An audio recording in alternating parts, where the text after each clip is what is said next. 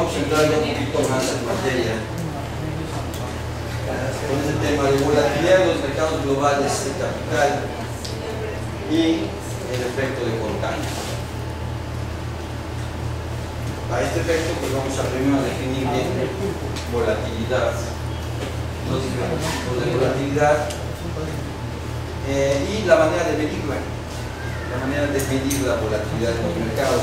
Siempre hablando del mercado es muy volátil, es poco volátil. Bueno, ¿cómo medimos de qué tamaño es la volatilidad?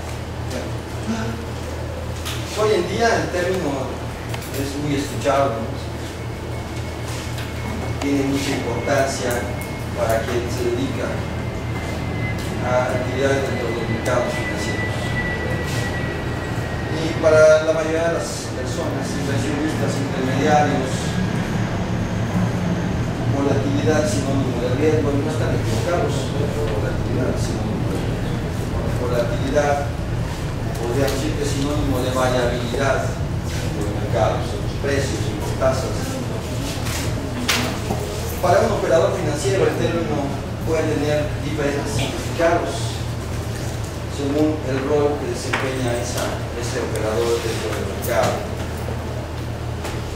Asimismo, pues, aunque yo digo que la volatilidad es la variabilidad, deberíamos tenerlo no como un único parámetro de mercado, sino varios conceptos que se interrelacionan. Por ejemplo, cuando vemos el mercado accionario, hablamos de que una acción o el mercado es muy volátil. Cuando hablamos entonces de volatilidad en la acción, es un parámetro que mide el riesgo total de una acción. Es decir, el riesgo diversificable y el riesgo sistémico. Por ahí tiene una grafiquita, pero si nosotros graficáramos la varianza o la desviación estándar de un portafolio de inversión, encontraríamos una curva que mide el riesgo. Esta sería nuestra varianza, nuestra desviación para los efectos que está en la varianza. La varianza del portafolio, o sea, qué tanto puede cambiar su precio, ¿no? Varianza, decíamos, dos parámetros importantes para un portafolio o para una acción es el rendimiento esperado, es decir, el promedio del rendimiento histórico. Si una acción está dando un rendimiento promedio de un 10% anual, promedio, pues yo podría esperar para el año siguiente como valor más probable 10% de rentabilidad. Pero la historia me dice, bueno, ese es el promedio, pero ese promedio está integrado por valores que pueden estar muy dispersos o poco dispersos, y eso es lo que nos da la volatilidad. Si nosotros medimos esa varianza o esa desviación en una muestra de rendimientos para una acción o para un portafolio, nos damos cuenta que ese portafolio, cuando tomamos una acción, compramos una acción y medimos su volatilidad, su desviación, su varianza, encontramos una varianza muy alta. Si añadimos una segunda acción a nuestro portafolio, ya no tenemos de una sola acción, sino tenemos de dos acciones, a lo mejor en diferente proporción, 40% de una, 60% de otra, etc. Estamos hablando de dos valores y eso nos lleva a una desviación estándar bastante más baja. Aquí podríamos hablar que este es el número de valores que integran el portafolio. Si nosotros seguimos acumulando inversiones diversas, seguimos diversificando los portafolios, vamos a encontrar que hay un efecto de disminución de la varianza. Sin embargo, llega un momento en que ese efecto de diversificación ya no lo podemos reducir, así sigamos añadiendo y añadiendo activos financieros a portafolios. ¿Por qué? Pues porque hay una parte del riesgo que es común a todos los títulos valores, y eso es lo que llamamos el riesgo de sistema o el riesgo sistémico, o algunos autores dicen el riesgo sistemático. Bueno, esa es una parte del riesgo que no se puede eliminar por diversificación.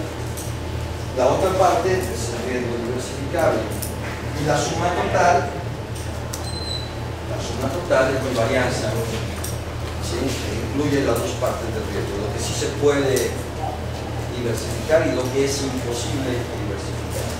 Entonces la volatilidad de una acción es un parámetro que mide precisamente el riesgo total de una acción, o sea, el riesgo diversificable y el riesgo sistémico. ¿Qué nos dice? Pues es la medida de la dispersión o variabilidad de la rentabilidad de dicha acción. Decíamos 10% de rentabilidad de una acción para un año promedio. Oye, sí, pero a ver, vamos a ver, el año pasado ¿cuánto dio? Dio el 15. Y el antepasado perdió el 1. Entonces, comenzamos a ver que los resultados pues, pueden estar muy dispersos. A lo mejor en otra acción vemos, no, esta acción ha tenido rendimientos entre el 8 y el 12, promedio 10. Entonces, el promedio es el mismo, la rentabilidad que podríamos esperar es la misma, pero su riesgo es menor, su varianza lógicamente va a ser mucho más reducida. Bueno, a eso se refiere con riesgo diversificable, con riesgo total. ¿Sí? La suma de las dos partes del riesgo. Matemáticamente decimos que es la desviación estándar de la rentabilidad, entonces, de las acciones de una empresa. Eso es la volatilidad de una acción. Pero igual podemos calcular la rentabilidad o la volatilidad de una divisa. ¿Cuánto vale el euro? Y ayer podemos encontrar que se está moviendo con relación a su moneda local, al dólar. ¿Sí? Habrá monedas que tengan movimientos más amplios, otros movimientos menores. Lógicamente, una inversión en la moneda que tiene mayor varianza, mayor desviación estándar, tiene más riesgo. Y la volatilidad entonces la podemos usar para medir una acción, una divisa, etc. Luego tenemos otro concepto que es la volatilidad de una opción. Ya dijimos lo que es una opción, la vamos a ver con detalle.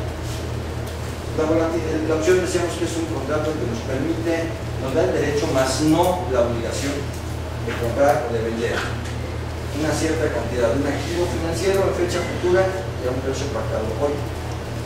Con la opción tengo esa posibilidad de ejercerla o desecharla al día de vencimiento. El modelo de valoración, ¿verdad?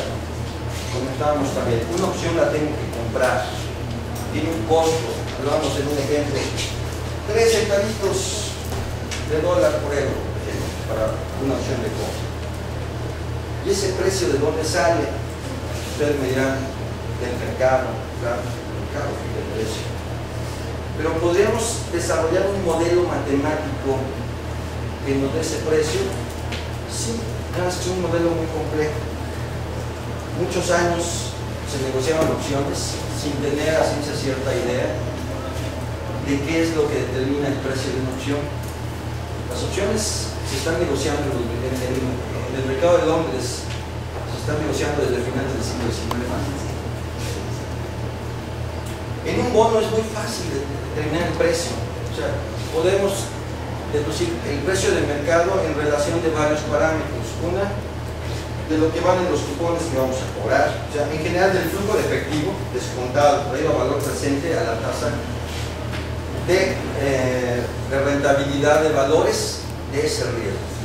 Pero en una acción, en una opción, no teníamos un modelo, sino hasta los años 70 en que dos investigadores, son Black y Scholes, desarrollaron todo un modelo matemático para explicar el valor de una opción.